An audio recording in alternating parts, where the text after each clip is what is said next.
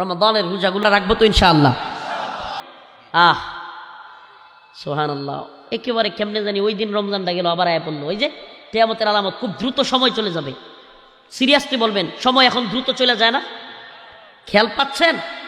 আমি কই কিরে, ওই দিন শুক্রবার, আবার আজকে শুক্রবার আয়া বললো। সুবহানাল্লাহ, খুব দ্রুত সময় ফুরিয়ে যাবে। সময় ফুরিয়ে যাচ্ছে, হায়াত শেষ হয়ে যাচ্ছে, আল্লাহর সাথে মুলাকাত করবার সময় চলে আসতেছে, অথবা আমাদের মধ্যে অথচ কোনো খবর নাই, কোনো খবর নাই। এই বছর রমাদানের প্রত্যেকটা রোজা A to Z, 30টা হোক 29টা হোক, সব কয়টা রোজা আমরা রাখবো তো ইনশাআল্লাহ।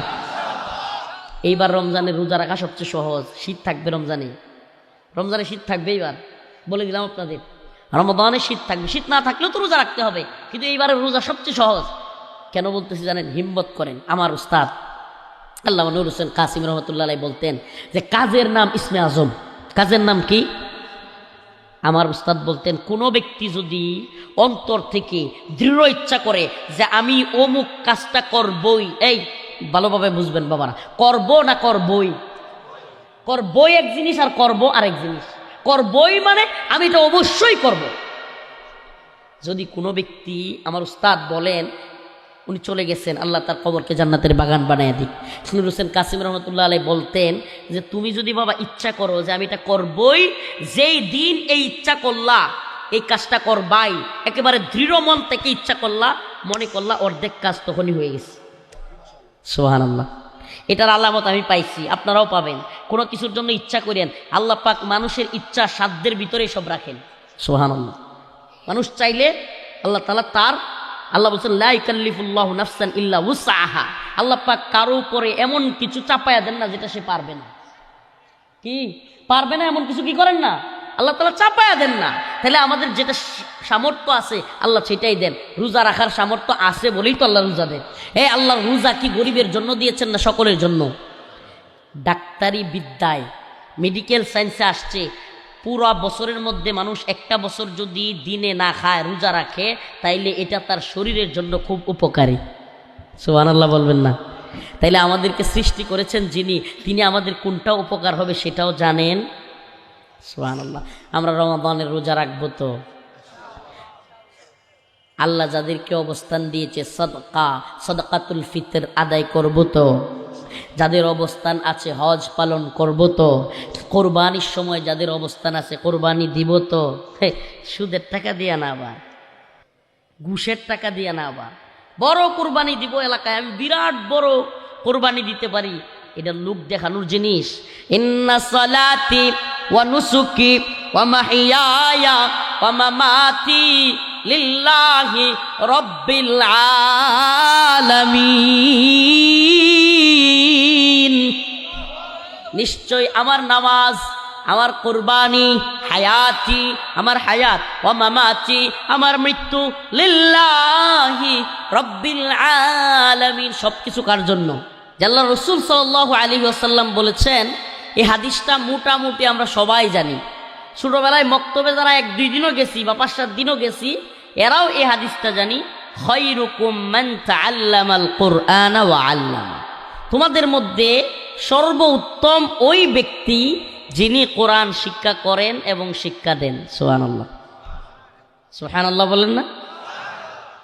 আরে আমরা তো শুনতে শুনতে ইয়া হয়ে গেছি। তোমাদের মধ্যে সর্বোত্তম ওই ব্যক্তি, রাসূলুল্লাহ সাল্লাল্লাহু আলাইহি সাল্লামের বাণী, যার 2 ঠোঁটের মাঝখান দিয়া জীবনে কোনোদিন মিথ্যা বলেন নাই। মক্কার কাফেররা পর্যন্ত আল্লাহ রাসূল সাল্লাল্লাহু আলাইহি সাল্লামকে জাদুকর বলতো, পাগল বলতো, কিন্তু কোনোদিন মক্কার কাফেররাও রসুলকে মিথ্যাবাদী বলে নাই। সুবহানাল্লাহ বলবেন না? তাইলে সেই রসুল বলেছেন, পৃথিবীর আর কারো বলার দরকার আছে? কারো কথা শোনার টাইম আছে?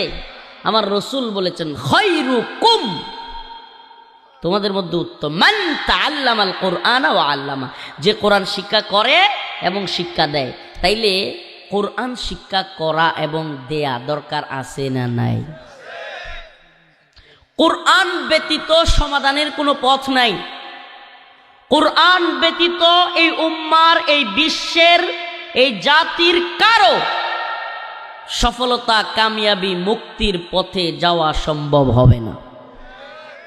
প্রিয় ভাইরা আমার, আচ্ছা, মাঝে মাঝে চিন্তা আসে না যে আমারে কে সৃষ্টি করলো?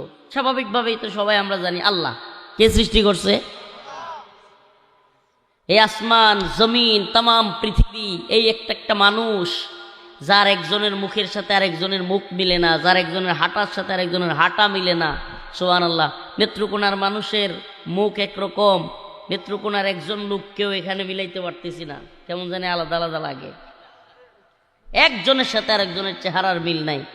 সৌদি আরব গেছিলাম উমরা করতে, এত মানুষ দেখলাম, সুবহানাল্লাহ, বাংলাদেশি মানুষের মতো একজনেও মিলে না।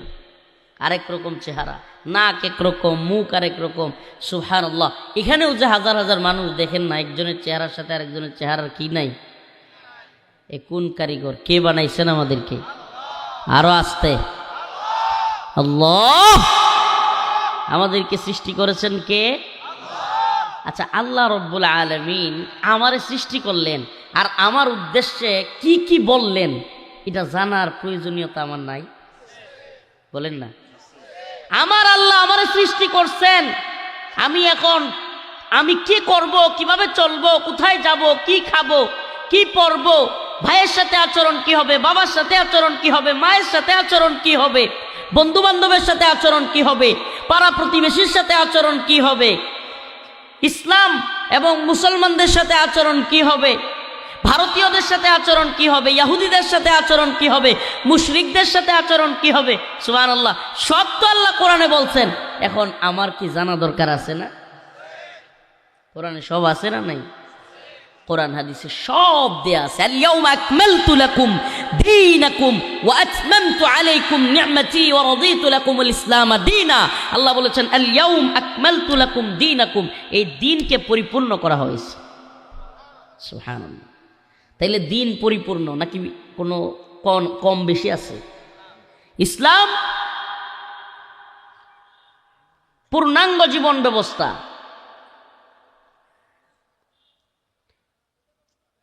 কোড অফ লাইফ, পূর্ণাঙ্গ জীবন ব্যবস্থা দেয়া আছে। এটা শুধুমাত্র আপনি আমরা অনুধাবন করি না, বুঝি না। এই জন্য হজের ক্ষেত্রে আমরা ইসলাম পালন করার চেষ্টা করি, কোরবানির ক্ষেত্রে আমরা ইসলাম পালন করবার চেষ্টা করি, কিন্তু দেখা যায় দ্বীনের অন্যান্য সকল বিষয়ে আমরা গাফেল থাকি। কিন্তু আমরা যদি কোরআন জানতাম, কোরআন তিলাওয়াত করতাম, কোরআনের তর্জমা জানার চেষ্টা করতাম, কোরআনের তাফসীর জানার চেষ্টা করতাম, সকল সমাজের ভিতরে সকল মানুষ যদি কোরআন জানতো, সুবহানাল্লাহ, একটা কোরআনের সমাজ কায়েম হয়ে যেত। তো আমরা আজকে থেকে নিয়ত করি কোরআন শিখবো তো ইনশাআল্লাহ। মুরব্বী হয়েছেন, কি হয়েছে, সমস্যা আছে কোনো? আমার আব্বার কথা বলি আমি। আমার আব্বা একবারে বয়স্ক হওয়ার পরে, আমার আব্বা নাই, অথচ 60 বছরের কাছাকাছি যাওয়ার পরও আব্বা কোরআন শিক্ষা করার চেষ্টা করছে। আলিফ বাতা পরে পরে কায়দা নিছেন, সিফারা নিছেন। এরপরে একটু একটু যখন কোরআন তিলাওয়াত শুরু করবেন, তখনই আল্লাহর বান্দাকে আল্লাহ তাআলা নিয়ে গেছেন। আমার কাছে মাঝে মাঝে পড়তেন, কিন্তু আমি একটু ভুল ধরতাম বেশি। আব্বা কইতো তুমি হইলে করা হেডমাস্টার, এই জন্য আমার কাছে কয়েকদিন পরে আর পড়ে না। পরে আমার এক চাচাতো ভাই ছিল, ওর কাছে গিয়ে পড়তো। আমার বাবা এই হাদিসের উপর আমল করতো যে আল্লাহ রসুল বলেছেন যে এই ব্যক্তি কোরআন শিখতে শিখতে মারা গেল, আল্লাহ তারে ক্ষমা করে জান্নাত দিয়ে দিবে। সুবহানাল্লাহ। কোরআন শিক্ষার এত ফজিলত, এত ফজিলত। কোরআন শিখার চেষ্টা করবো তো ইনশাআল্লাহ। আল্লাহ তাআলা আমাদের সবাইকে কোরআন তিলাওয়াতের সুযোগ করে দেন, বলেন আমিন। এই চেষ্টাটা রাখবেন ভাই। আবারও বলছি, গ্রামের মানুষদেরকে বয়স্ক শিক্ষা চালু করবেন। আলেম ওলামাদেরকে বলি, প্রিয় ভাইরা, আপনারা চেষ্টা করবেন বয়স্ক শিক্ষা অথবা নৈশ মাদ্রাসা। কি মাদ্রাসা? দিনের বেলা কাজ করবে, নৈশ মাদ্রাসা মানে রাতের মাদ্রাসা। রাতের বেলায় 1 ঘন্টা হোক, ঈশার নামাজ পড়ে বয়স্ক মানুষদের জন্য কোরআন শিক্ষা করা। সুবহানাল্লাহ, আল্লাহ পাক অনেক সহজ করছেন, এটা অনেক সহজ করছেন। কোরআন শিক্ষা করা আহামরি কঠিন কোনো বিষয় না যে হুজুর এত বয়স হয়ে গেছে আমি পারবো। পারবেন আপনি, সুবহানাল্লাহ। অন্তত পক্ষে নামাজ পড়লে যে কয়টা সূরা সহি শুদ্ধভাবে তিলাওয়াত করার প্রয়োজন হয়, সেই সূরাগুলো কি জানা উচিত না? অনেক বড় দলের নেতা, অনেক বড় দলের বড় লিডার, কিন্তু দেখা যায় কোরআন সহি করে তিলাওয়াতই করতে পারেন না। অনেক কিছু জানলেন আপনি, এই দুনিয়ার সব জানলেন আপনি, কি মূল্য আপনার? আপনি কোরআন জানলেন না। চাইতে ভয়ঙ্কর যে আয়াত, ভয়ঙ্কর কেন বলছি, يومئذ تحدث أخبارها জমিন আল্লাহর কাছে সব বলে দিবে, কে কোথায় হারাম কাজ করেছি, আমরা কে কোথায় খারাপ কাজ করেছি, নির্জনে কোথায় গুনাহ করেছি, কোথায় কার সাথে মেলামেশা করেছি, কোথায় বসে নেশা করেছি, কোথায় বসে মাদক সেবন করেছি, কোথায় খারাপ কাজ কোনটা করেছি, জমিন ওই দিন সবার সামনে বলতে থাকবে। কল্পনা করা যায় সকল মানুষের সামনে, আরে হাজার হাজার মানুষের সামনে তুমি নেতা, বড় সম্মানী, কিন্তু যেদিন আল্লাহ তার জমিনের জবান খুলে দিবেন, ইয়াউমাইযিন তুহাদ্দিসু আখবারাহা, জমিন কোন জায়গায় গিয়া, কোন হোটেলে গিয়া, কোন পার্কে গিয়া, কোন গাছের তলে, কোথায় গিয়া কোন অপরাধ আমি আপনি করেছি, ওই গাছের নিচের জমিন বলা শুরু করবে। কি উপায় হবে আমার আপনার বলেন না? একবার চিন্তা করেন, অন্তর থেকে কান্দেন, আল্লাহর প্রতি একবার মুতাওয়াজ্জু হন, চোখগুলো বন্ধ করে চিন্তা করেন। আয় হায়, হাজার হাজার মানুষের সামনে জমিন বলতে থাকবে, এই শাহাবুদ্দিনের ছেলে রফিকুল ইসলাম ওই জায়গায় তো ওই অপরাধ করছে। কল্পনা করেন একবার, হাজার হাজার মানুষের সামনে, এই লাইট যেমন সত্য, এই মাইক চলতেছে যেমন সত্য, এই মঞ্চে মানুষ বসে আছে যেমন সত্য, আমার আলোচনা শুনতেছেন যেমন সত্য, তার চাইতেও হাজার গুণ বেশি সত্য আমার রবের কোরআন। ইয়াউমাইযিন তুহাদ্দিসু আখবারাহা, জমিন বলে দিবে অমুক নেতা অমুক বাড়িতে গিয়া ওইটা করছে, অমুক নেতা অমুক মেয়ের সাথে ওইটা করছে, অমুক হুজুর অমুক জায়গায় যাইয়া এটা করছে। সব মানুষের সামনে যখন বলা শুরু করবে, চিন্তা করেন এই মাহফিলে যদি আপনার গুনাহগুলি এখন এই মাইক দিয়া বলা হয়, এই মানুষদের সামনে, আপনার বাচ্চার সামনে, আপনার ভাইয়ের সামনে, আপনার বোনের সামনে, আপনার চেহারাটা দেখাইতে পারবেন? বলেন দেখাইতে পারবেন? আসেন না তওবা করি, আসেন না আল্লাহর দিকে ফিরে যাই। ফাফিররু ফাফিররু ফাফিররু ইলাল্লাহ, ফাফিররু ইলাল্লাহ, ফাফিররু ইলাল্লাহ। আমার আল্লাহ ডাক দিছেন, আয় আয় বান্দা আমার দিকে ফিরে আয়, যত গুনাহ করে ফেলেন আমার আল্লাহ ডাকতেছেন। আরে ও দুনিয়ার মানুষ, একজন একজন করে আল্লাহর সামনে গিয়ে দাঁড়াইতে হবে, একজন একজন। কোনো দলের নেতাকর্মী নিয়া মনোনয়ন জমা দেওয়ার মতো হাজার হাজার মদ খান, তবু আমার ভাইয়ের চরিত্র ফুলের মতো পবিত্র হওয়ার মতো মিথ্যাবাদী দল নিয়ে যাইতে পারবেন না। কোনো দল থাকবে না, কোনো কর্মী থাকবে না, অমুকের দিকে তাকায় বলতে পারবেন না, আমার মতো ভালো মানুষ আছে রে। ওই সামসাও বলবে, হ্যাঁ আপনি তো নেতা খুব ভালো মানুষ, এই বলবার মতো লোক পাবেন না। আল্লাহর সামনে গিয়ে দাঁড়াইতে হবে, ওয়া কুল্লুহুম আতিহি ইয়াউমাল কিয়ামাতি ফারদা, এক এক করে আল্লাহর সামনে গিয়ে দাঁড়াইতে হবে, কোনো বাটপারি সিটারি চলবে না। ওয়া কুল্লুহুম আতিহি ইয়াউমাল কিয়ামাতি ফারদা। ও শাহাবুদ্দিনের ছেলে রফিকুল ইসলাম, ও রফিকুল ইসলামের ছেলে মুহাম্মদ, ও অমুকের ছেলে অমুক, ও আব্দুল্লাহর ছেলে আব্দুল মুতালিব, অমুকের ছেলে অমুক, আমার সামনে দাঁড়াও, এক এক করে জবাব দাও। তোমার জীবন তুমি কিভাবে শেষ করলা, তোমার হায়াত তুমি কিভাবে শেষ করলা, তোমার যৌবন তুমি কিভাবে কাটাইলা, তোমার যৌবন কি তোমার স্ত্রীর পিছনে ব্যয় করেছো নাকি হারাম মিলামেশায় ব্যয় করেছো? জবাব দাও। টাকাগুলো মদ খেয়ে ব্যয় করেছো নাকি মাদ্রাসায় দিয়ে ব্যয় করেছো? কোন কাজে ব্যয় করেছো? মসজিদ দান সাদাকা করেছিলে? শীতের দিনে মা দাদি তাদেরকে কম্বল কিনে দিয়েছিলে? পাড়া প্রতিবেশী মুরব্বী মানুষদেরকে কি কম্বল কিনে দিয়েছিলে? প্রতিবেশীর খোঁজ খবর নিয়েছিলে? কি করেছিলে তোমার টাকাগুলো দিয়ে? প্রত্যেকটার জবাব না দিয়ে আল্লাহর সামনে থেকে কেউ যাইতে পারবে না, কেউ না, কেউ যাওয়ার কোনো সুযোগ নেই, কেউ যাওয়ার সুযোগ নাই। নেতামি মাতবরি সিটারি বাটপারি এটা দুনিয়াতে চলবে, আল্লাহর সামনে গিয়া চলবে না। আল্লাহ জানে একেবারে। আরে আমি রিমান্ডে কারাগারে সুবহানাল্লাহ আশ্চর্য হয়ে গেছি। আমারে রিমান্ডে নিছে প্রথম দ্বিতীয় দিন র্যাব, হঠাৎ করে আমার সামনে এরকম একটা কাগজ আনছে, দেখলাম যে লম্বা লিস্ট, অনেকগুলো নাম্বার লেখা। আমি কই কি এটি কি? পরে দেখাইতেছে যে আমি বিগত 1 মাস কার সাথে কথা বলছি, কোন নাম্বারে কথা বলছি, সম্পূর্ণ ডিটেলস। আমি আশ্চর্য হয়ে গেলাম, সুবহানাল্লাহ দুনিয়াতে এই অবস্থা। আমল নামা হাতে দিয়ে দিছে। আরে কি আশ্চর্য, 1 মাস আমার ফোন দিয়ে কি ছবি তোলা হয়েছে, কার সাথে কথা বলছি, রেকর্ড কি কথা বলছি, সব এই দুনিয়ার এই ছোট্ট ছোট্ট প্রযুক্তি দিয়া, দুনিয়ার মাথা দিয়া, দুনিয়ার গিলু দিয়া, দুনিয়ার মানুষের মেমোরি দিয়ে যদি এটা সম্ভব হয় যে আমি কোন কোন রাজনীতিবিদের সাথে কথা বলছি, কোন কোন আলেমের সাথে কথা বলছি, এইগুলা যদি তাদের কাছে জমা থাকে, তাইলে আল্লাহর কাছে সুবহানাল্লাহ, আল্লাহর ক্যামেরা তো আনলিমিটেড ফিট করা, আল্লাহর তো সুবহানাল্লাহ পুরো পৃথিবীটাই ক্যামেরা। আল্লাহ যদি সামনে হাজির করে দেয়, এই যে দেখো তুমি এই এই করেছো, ওই দিন কি আর বলার সুযোগ আছে? না না আমি এটা করি নাই, আমি এটা করি নাই, আল্লাহ আমি কথা সাফা সুফা উপরে ফেলবে একবারে, থাকবে না। ওই দিন কি বলার সুযোগ আছে যে এটা করি নাই? হ্যাঁ, অনেক মানুষ দেখবেন চুরি হাতে নাতে ধরা খাওয়ার পরেও করবে, না না আমি এটা করি নাই। এটা বলার সুযোগ আছে? নাই, কোনো সুযোগ নাই। আল্লাহর কাছে আমাদেরকে দাঁড়াইতে হবে, আল্লাহর কাছে দাঁড়াইতে হবে।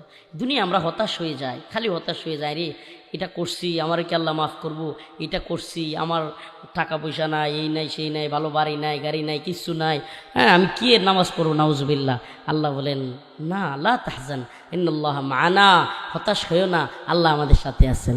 ইয়া ইবাদিয়াল্লাযীনা আসরাফু আলা আনফুসিহিম লা তাকনাতু লা তাকনাতু লা তাকনাতু মির রাহমাতিল্লাহ, আল্লাহ পাকের ভরসা থেকে নৈরাশ হইও না।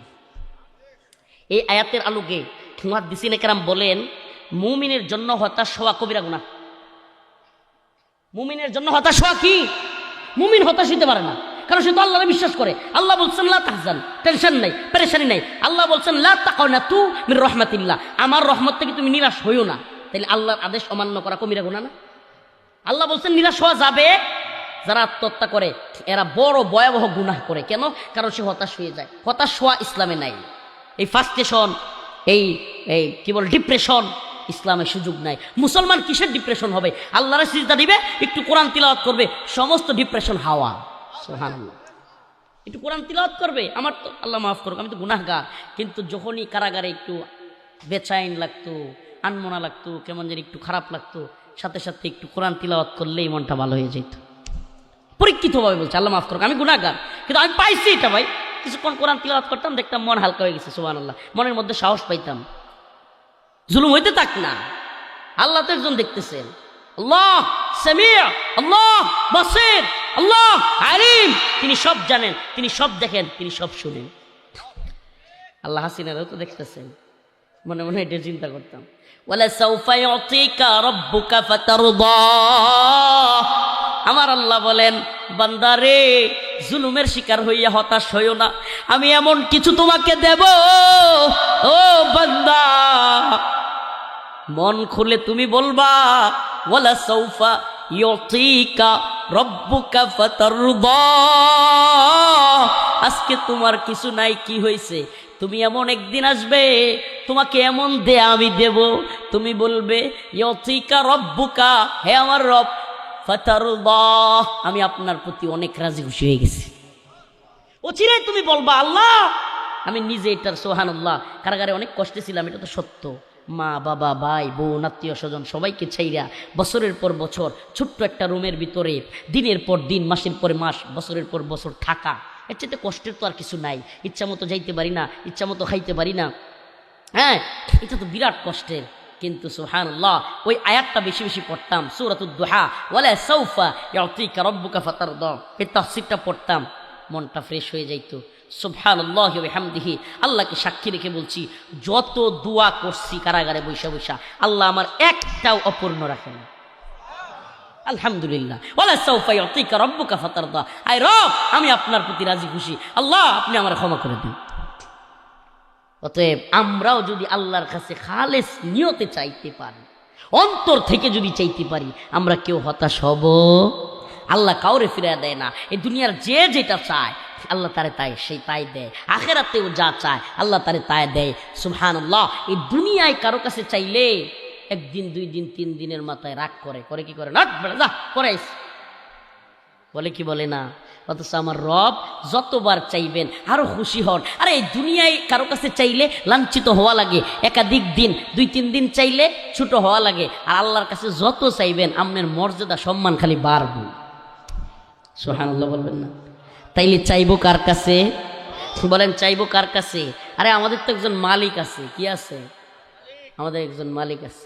এমন মালিক, এই দুনিয়ার মালিকেরা একবার ভুল করলে, ব্যবসা প্রতিষ্ঠানে চাকরি করেন, কলকারখানায় চাকরি করেন, গার্মেন্টস ওয়েটারে চাকরি করেন, অফিস আদালতে চাকরি করেন, ব্যাংক বা বিভিন্ন যে কোনো প্রতিষ্ঠানে চাকরি করলে, প্রশাসনে, সেনাবাহিনীতে, পুলিশে, যে কোনো বাহিনীতে চাকরি করলে একদিন যদি অফিসে না যান, ভুল করেন, না বইলা না যান, উপস্থিত না হন, কথা বলে কি বলে না, দ্বিতীয় দিন না গেলে গালাগালি, তৃতীয় দিন না গেলে হুমকি, চতুর্থ দিন গাটটার দইরা গালাগালি করে বের করে দেয়। ঠিক কি ঠিক না? একদিন, 2 দিন, 3 দিনের উপরে আর ক্ষমা চাইলে ক্ষমা করে না, বোনাস দেয়। কিন্তু আমার আপনার একজন মালিক আছে। দুনিয়ার কোনো বক্তার কথা না, মুফতির কথা না, শাইখুল হাদিসের কথা না, এমনকি কোনো অলি আউলিয়া গাউস কুতুব পীর মাশায়েখ সাহাবী নবী কারো কথা নয়, স্বয়ং আল্লাহ রাব্বুল আলামিন তার কথা নিজে বলতেছেন। সুবহানাল্লাহি ওয়া বিহামদিহি। যদি কোনো ব্যক্তি খাঁটি অন্তরে তওবা করতে পারে, আমার আল্লাহ রাব্বুল আলামিন বলেন, ইল্লা মান তাবা ওয়া আমানা ওয়া আমিলা আমালান সালিহা,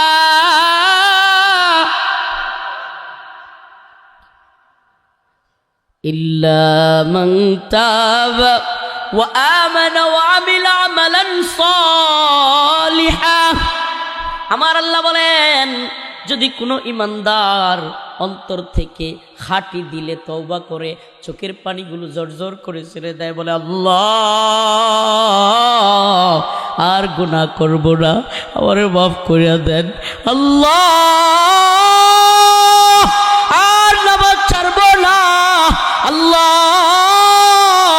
আর নাফরমানি করব না, আমারে মাফ করে দেন, আমার গুনাহ থেকে বাঁচান, আমার আল্লাহ রাজি খুশি হয়ে যান। এমন খুশি হন, আমার আল্লাহ বলেন, ফাউলাইকা ইউবাদদিলুল্লাহ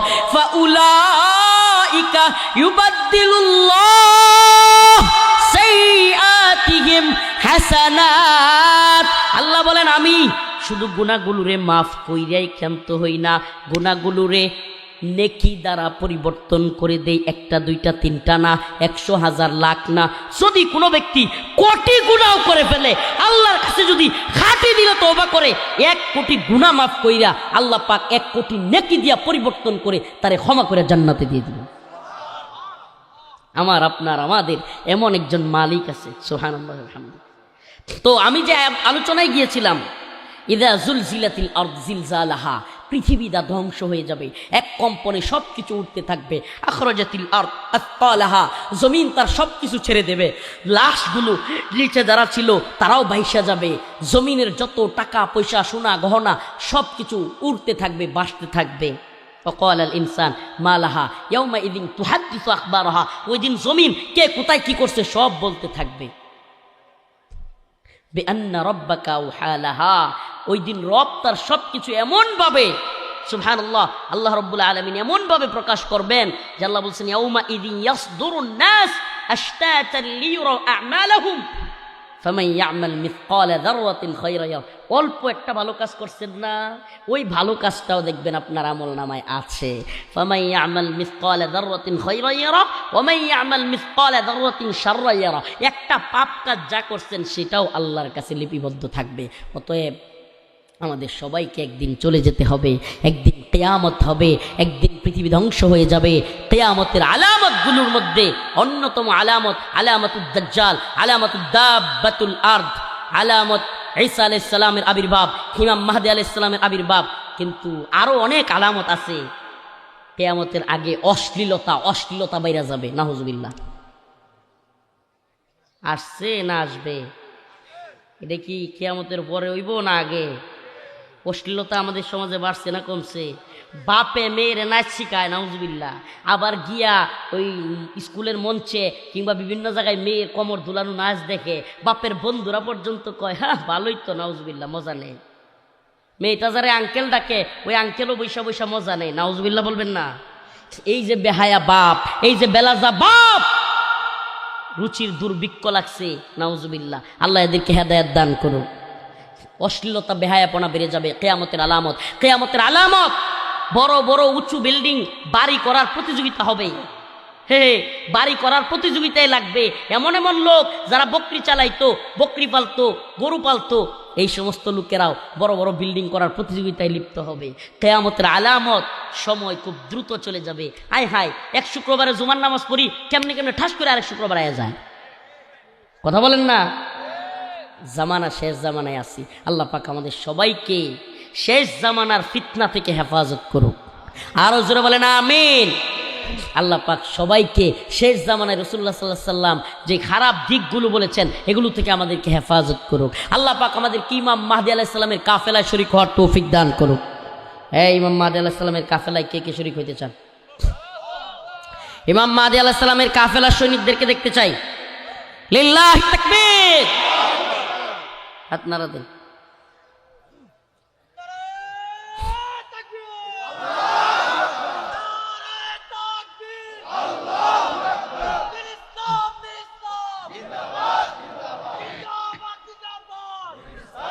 আল্লাহ, আল্লাহু আকবার। আল্লাহ, তুমি এই হাতগুলারে দিনের জন্য কবুল করো।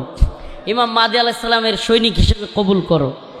ইমাম মাহদী আলাইহিস সালামের সৈনিক দলে ফজরের নামাজ পড়নেওয়ালারা থাকবে।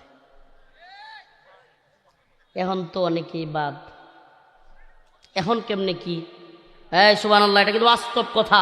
ইমাম মাহদী আলাইহিস সালামের কাফেলায় থাকবে ফজরের সালাত আদায়কারীরা। ফজরের সালাত শীতের দিনে আদায়কারীরা থাকবে ইমাম মাহদী আলাইহিস সালামের কাফেলায়। আজকে থেকে তাইলে ফজরের নামাজ ছাড়বো? মাহদী আলাইহিস সালামের কাফেলায় থাকতে হলে ফজরের নামাজ ছাড়া যাবে? ভাই, আপনি অনেক শক্তিশালী, অনেক মোটা, 4-5 জনের হারায়া দেন, আপনি বিরাট পালোয়ান হয়ে গেছেন। আরে মিয়া, আপনি কোনো পালোয়ান না, আপনার কোনো শক্তি নাই। আপনার ফজরের নামাজের সময় এই ছোট্ট একটা কম্বল টান দিয়া উঠানোর শক্তি নাই। যে কম্বলটা টান দিয়া আল্লাহর ঘর মসজিদে যাবেন, আপনি তাইলে কিসের শক্তিশালী? কিসের শক্তি আপনার? আপনি যদি ফজরের নামাজে ওই কম্বল টান দিয়া মসজিদে যাইতে পারতেন, তাইলে না বোঝা যাইতো আপনি প্রকৃত শক্তিশালী মানুষ। নামাজ পড়বো তো ইনশাআল্লাহ।